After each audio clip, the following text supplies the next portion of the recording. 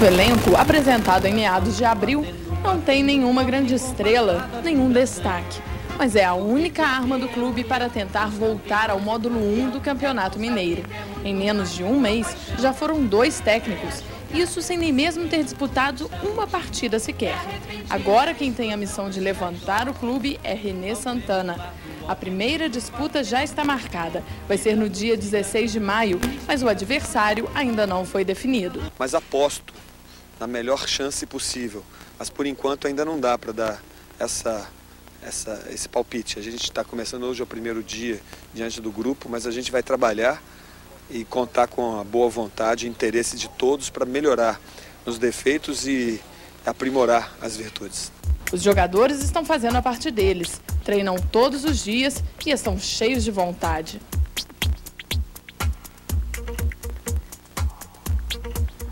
O que vemos em campo hoje com o Tupi é reflexo da administração do clube. Sem patrocinador e com dívidas que chegam a R$800 mil, o Tupi passa por um dos piores momentos da sua história. O ponto alto desta crise foi na eleição para presidente do clube em outubro do ano passado. 2 chapas disputavam a presidência, uma de situação encabeçada por Luiz Carlos Monteiro e outra de oposição liderada por Áureo Fortuna. Na apuração final, Monteiro venceu com uma diferença de apenas 16 votos. Mas a outra chapa não concordou com o resultado e entrou com uma ação na justiça alegando que teria havido fraude durante o processo eleitoral. O candidato a vice-presidente da chapa de esquerda Muda Tupi, o médico José Roberto, diz que mesmo antes das eleições havia já a suspeita de fraude. Nós, por todo o tempo, nós solicitamos a entrega da relação dos sócios, o que nos foi feito. Mas existia um determinado número de sócios que poderiam fazer o seu acerto no clube até momentos antes, por exemplo, até às 18 horas de sexta-feira. A eleição seria no sábado. E na quinta-feira, esse número de sócios estava em torno de 80 sócios.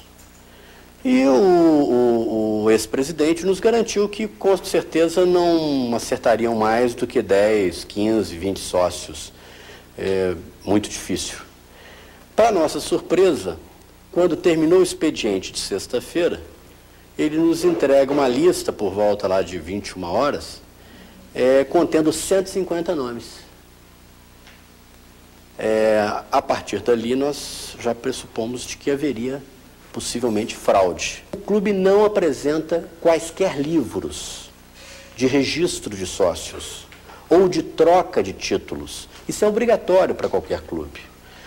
Para que você cheque a validade do eleitor, você teria que ter um livro oficial às quais nós pudéssemos checar a veracidade daquele sócio, de que ele é sócio, de que ele está em tempo hábil, de que ele não adquiriu o quinhão dele com menos de um ano, que não pode diante do estatuto. Então nós ali checaríamos a validade de todos os sócios. Eles não têm esse livro. Em momento algum nos apresentaram esse livro. E parece que até hoje esse livro não existe. Só existe a inscrição dos sócios a nível de computador. Ora, computador nós sabemos que aceita qualquer coisa. Monteiro, que só conseguiu assumir a presidência em 25 de fevereiro, quase 3 meses depois da data prevista, alega não ter nada a ver com o processo. Eu acho que foram as melhores eleições de Juiz de Fora em termos de clube. Se houve irregularidade, quem tem que prestar essa conta é a administração anterior. O ex-presidente do Tupi, José Luiz Mauler Júnior, o Juninho, que ficou no cargo por 2 mandatos, de 99 a 2004, afirma não ter havido nenhum tipo de fraude. Essa é uma acusação imbecil, cabe a quem falou provar, existe um processo na justiça para que isso seja provado, vai seguir seus trâmites legais e com certeza eles não vão provar nada, porque não houve fraude nenhuma. Para mim, continua sendo choro de perdedor, só que um choro agora já mais tardio, porque o Monteiro já assumiu a presidência do clube, já está há 4 meses aí à frente do Tupi, inclusive viabilizando o futebol. Com tudo isso, o Tupi está dividido. Enquanto Monteiro e Juninho discordam das acusações, pessoas que escreveram a história do clube apontam vários erros na recente administração. Moacir Toledo, jogador da década de 60 e por mais de 30 anos funcionário do Tupi, hoje se recusa a entrar no clube. A decepção que eu tive, depois de 50 anos de Tupi, como jogador, treinador, administrador do campo, trabalhei com o Augusto, com o João Pires, e no dia que ele foi buscar as arquibancadas lá do Tupi, que o Sr. Maurício colocou, eu tive uma briga com o Julinho, porque eu falei que a arquibancada não era dele, era do Tupi. E ele falou que não, ele ia tirar e eu já estava desempregado. Então, eu não, acho que para mim foi um atestado de óbito que ele me deu ali. O Conselho Deliberativo do Tupi não aprovou conta de 2002 e 2003. E a de 2001 foi aprovada a toque de caixa, porque não se prestou nem conta. Foi balancete apresentado. Denúncias são as mais terríveis que se tem hoje. Fraudaram, inclusive, agora, recentemente, foi fraudada essa eleição que está aí. A justiça, que nesse caso não fez justiça, porque foram apresentadas provas contundentes de que a eleição foi fraudada. A televisão mostrou pessoas que votaram e disseram: eu nunca fui sócio. Me buscaram na minha casa e me entregaram um título. Prova testemunhal, prova básica, que não foram aproveitadas pela justiça. Por que havia interesse, tanto interesse em fazer o sucessor? Para encobrir? Se eu tenho certeza que eu fiz uma bela administração, boto as cartas na mesa e não estou preocupado, né? Estão brincando com o futebol. Eu acho que estão brincando com os clubes. Não seja só em Juiz de Fora, não. Aí fora também. Todo clube deve? Deve. Mas também tem que ter os seus motivos para dever. Eu acho que depois dessas administrações, do qual eu também sou muito culpado, tá entendendo? Porque eu também votei. Eu sou do Conselho Deliberativo, do Conselho Consultivo, sou ex-presidente. Eu sou um conselheiro nato do clube. A gente tem também os erros da gente, porque a gente acredita nas pessoas. O mais prejudicado com toda essa história, certamente, é o torcedor. As arquibancadas do Salles de Oliveira já acomodaram milhares de pessoas, torcedores fanáticos pelo clube da cidade. Mas hoje, nem as arquibancadas existem mais. Você já foi a Santa Terezinha? Você viu o lixo que está aquele estádio Salles de Oliveira? O primeiro estádio de alvenaria do estado de Minas Gerais. O Maurício fez uma recuperação, inclusive conseguiu dinheiro a fundo perdido no governo federal e montou arquibancadas metálicas em volta do campo inteiro. Essas arquibancadas foram vendidas, só que não aparece para quem. E nem por quanto vendeu. A coberta da arquibancada, que era para ser até tombada como patrimônio histórico, não tem uma telha mais. Uma. Acabou. A sede social, você tem que entrar com um lenço no nariz, porque você não aguenta o mau cheiro de urina daqueles banheiros. Fétida. A jornalista e apresentadora da TV Visão, Gisele Cid, foi por alguns anos repórter de torcida e se lembra como era o amor do povo de Juiz de Fora pelo Tupi. Era uma coisa impressionante, as pessoas sabiam o nome de todos os jogadores, todo mundo ia com camisa, tinha um monte de torcida organizada, ele tinha rivalidade entre elas, e quem que levava mais gente, e quem que fazia bandeira maior, e quem que soltava mais foguete. Era uma coisa que realmente o coração da gente, quando entrava no estádio para trabalhar, e acho que dos torcedores da mesma maneira, batia muito forte pelo Tupi. Entre tantas pessoas, algumas são referência. Ângela Maria sempre foi presença certa nos jogos do Galo Carijó. Tem até uma camisa personalizada. Por mais de 30 anos, torceu, vibrou e chorou com o time. Mas hoje... Cansei. Infelizmente, eu queria que o Tupi fosse mais... E eu nunca gostei dele. Nunca gostei desse presidente. Eu não vou com a cara. E uma, sabe por quê? Você tá falando do Monteiro ou do Juninho? Juninho. Sabe por quê? O Monteiro é a mesma coisa de lá. Aonde Tupi ia, quando tinha um bom presidente, eu iria, sabe? Agora não... Acabou. a minha grande emoção.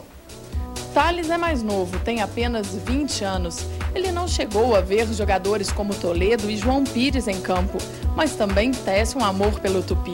Tudo começou em 2000, no último jogo pelo Campeonato Mineiro. Desde então, não perde nenhuma disputa sequer. Tem até os bilhetes para provar, mas atualmente ele é um dos poucos que ainda vão ao estádio. Quando tem bons jogadores, quando a estrutura está boa, como foi, por exemplo, em 2003, quando contratou Miller e outros jogadores importantes, a torcida compareceu em massa mesmo. Por exemplo, a média de público do Tupi no Campeonato Mineiro de 2003 foi de 8 mil torcedores. Para comparar, por exemplo, a média do Campeonato Brasileiro da primeira divisão de 2004 agora, acho que foi de 8, 9 mil também. Quer dizer, foi a mesma média do Campeonato Brasileiro, a do Tupi. Quer dizer, só tem um bom time, um bom elenco que a torcida comparece. Mesmo com todas as dificuldades, ele não perde a esperança. A gente sempre está confiante, né? Sempre começa assim, cheio de dúvidas, mas na hora o time, pelo menos vontade, os jogadores mostram. No próximo bloco, as histórias do fantasma do Mineirão, o time que jogou contra a seleção de Pelé e o que os jornalistas esportivos lembram do velho Galo Carijó. Logo ganhou o apelido de Galo Carijó.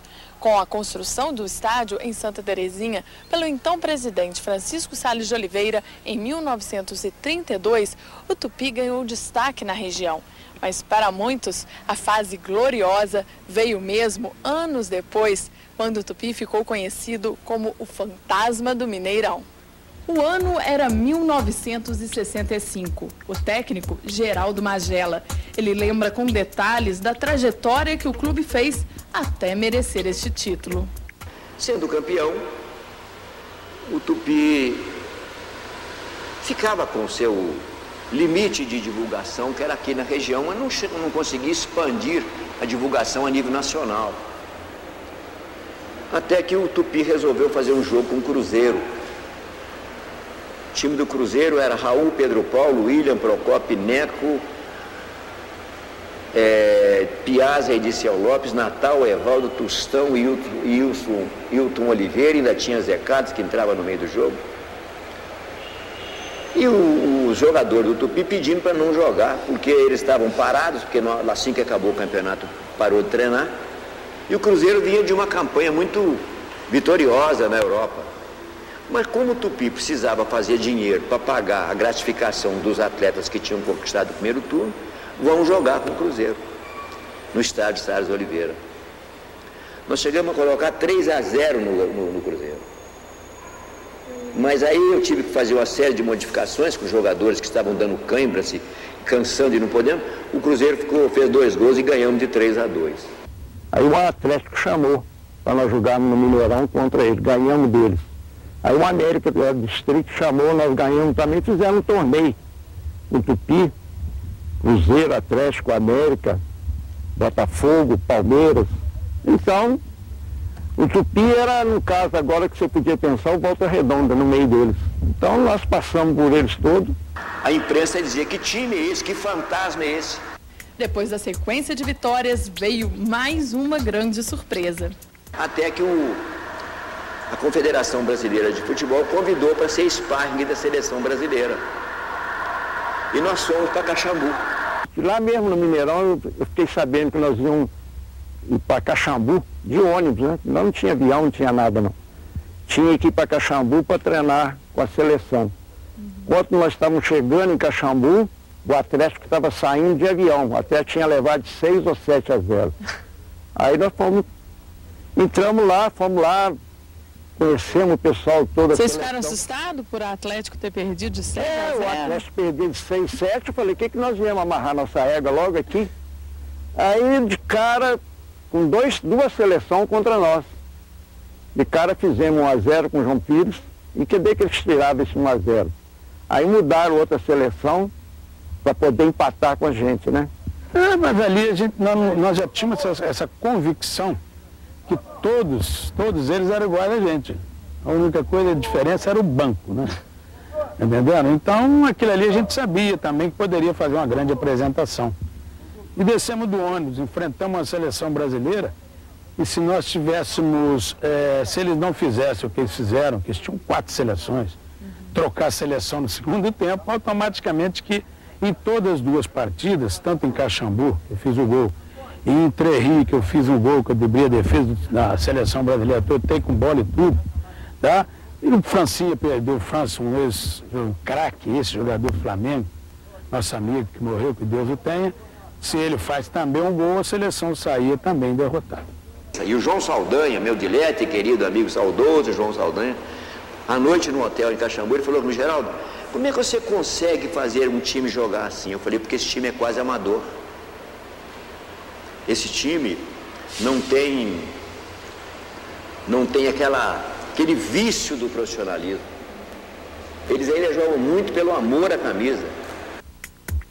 Isso, segundo eles, fazia mesmo a diferença. Eu tinha sempre por hábito, quando eu ia treinar, eu trabalhava numa fábrica lá no alto, lá do Costa Carvalho, e eu descia e apanhava o João Pires o João Pires tomava conta de um posto de gasolina perto do cemitério, e dali nós íamos andando até para apanhar o bonde lá em cima para ir treinar. Eu saía dali, eu nem jantava, eu ia para o colégio, então era esse o futebol. E vocês vão perguntar o que ganhava. Os caras da seleção me perguntavam: por que vocês correm tanto assim? Quanto vocês ganham? Eu falei: dinheiro não era o dinheiro. Eu, por exemplo, só treinava na sexta-feira porque eu não deixava de trabalhar para jogar futebol. Na sexta eu treinava e jogava no domingo. Era um contrato que eu tinha com o Tupi. Era um time inesquecível, que inspirou as várias outras gerações. E a gente tinha como espelho João Pires, Toledo, né, que foi uma época anterior a nós. Aí tirávamos eles como espelhos, né? Então, saímos bem aquela época. Essa é a época boa. Eu acho que a diferença que tinha que de primeiro tinha muito mais jogadores. Num time de 11, tinha 9 craques. Hoje você descobre que o Romário, com 38 anos, ainda é um dos maiores craques do futebol brasileiro. Dirceu Buzinari, o vovô para os jornalistas esportivos, foi comentarista por mais de 30 anos. Viu de perto o fantasma do Mineirão, testemunhou grandes vitórias e muitas derrotas. E acompanhou também a decadência do Tupi. Na minha opinião, 2 fatos aconteceram para que o futebol da cidade caísse muito na sua estrutura e na sua qualidade técnica. Qual as duas? Houve uma renovação de dirigentes e os dirigentes mais novos não conseguiram manter aquela estrutura da época anterior. E a passagem também para a Federação Mineira do futebol profissional, a Liga de Futebol até os anos 70, ela é que administrava o futebol profissional da cidade e da região. O Tupi sempre, desde o momento que a gente começou a participar da crônica, o Tupi sempre foi um nome muito respeitado em todo o futebol mineiro. E a gente conseguiu ver até no passado recente bons times do Tupi. A gente se lembra de média de público de 10 a 15 mil pessoas no campo do esporte. O Tupi conseguindo vencer o Atlético, vencendo equipes. E o Tupi conseguia também vitórias fora de casa. A gente que acompanhava através da rádio vários jogos do Tupi fora, a gente percebia que todas as equipes tinham um respeito muito grande pelo Tupi. Agora, no estádio municipal, depois da construção do estádio, o Tupi não teve aqui um momento que possa ser considerado um momento histórico. Só a ascensão, quando o Tupi voltou para a Série A, para a primeira divisão do futebol mineiro, hoje ele, infelizmente, já não está na primeira divisão. E o estádio não deu ao futebol profissional de Juiz de Fora aquilo que a gente esperava que ele desse, né? Foi feita uma pesquisa, a imprensa opinou, unanimidade, construir um estádio era a prioridade do nosso futebol. Construir o estádio, o nosso futebol acabou. Então, aí são várias questões. Eu acho que a principal delas é a questão do investimento, né? De quem está comandando, os comandos foram diluindo, a seriedade do trato da coisa foi diminuindo e hoje a gente não tem uma estrutura para que dê sustentação ao futebol profissional. O futebol hoje não vive mais com aquele conhecido vovô amor à camisa, né? Aquilo acabou. Então hoje precisa ter investimento. Investimento é dinheiro. Sem dinheiro hoje não se faz futebol profissional. Bem, acho que todos têm culpa nesse processo, principalmente aqui na cidade. Partindo da incompetência dos dirigentes que nós tivemos ao longo desses últimos anos, a falta de credibilidade é sem dúvida um dos fatores que afastam esse investimento que o Nelson até citou como fundamental.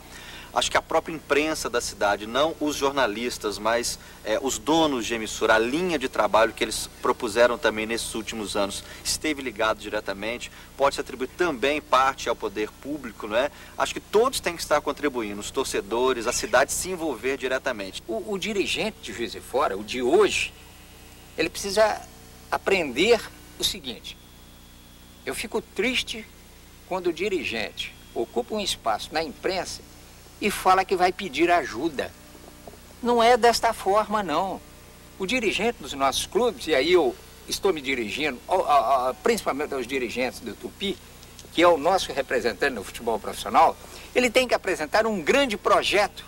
Ele assentar na mesa do empresário, com o empresário com o seu diretor de marketing ao seu lado, e ele apresentar um grande projeto desse grande clube que é o Tupi, para que o empresário, ao ver aquele grande projeto, investir naquele projeto, porque ele sabe que aquele projeto também vai dar retorno à sua empresa, para arrecadar, para poder ajudar o nosso futebol profissional. Agora, nunca se deve pedir ajuda, apresente trabalho.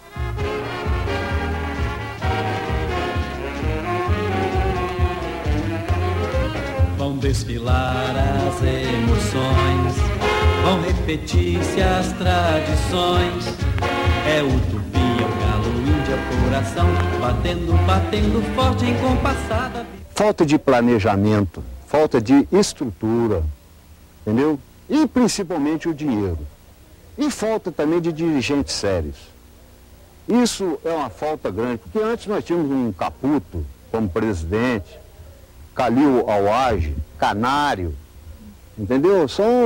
Eram presidentes do clube. Tanto é que o seu Caputo faliu, ele tinha uma farmácia na época, faliu por causa do esporte. E hoje acontece ao contrário. O dirigente fica rico e o clube quebra. Olha, a solução, eu penso que é formar uma junta governativa de pessoas que tenham credibilidade perante a sociedade. Essa junta vai governar durante até o tempo em que ele vai recuperar, porque o Tupi hoje está todo... Você vai na Justiça do Trabalho, você vai na Justiça Federal, de um modo geral, talvez seja o que mais tem ações contra. O clube tem que começar do zero. Mas ele está hoje zero à esquerda, porque as dívidas são impagáveis. Mas eu acho então que tem solução do Tupi. Só não tem solução para a morte. O Tupi ainda não morreu. Mas se deixar, ele morre. Silêncio num instante, é a repentina explosão dos carijós. Ao tremular do alvinegro pavilhão, vibra a torcida, ganha o time inspiração. Surge na luta, chama viva da esperança, e o galo forte Carijó não tem rivais. Grandes vitórias sempre alcança e vive a glória.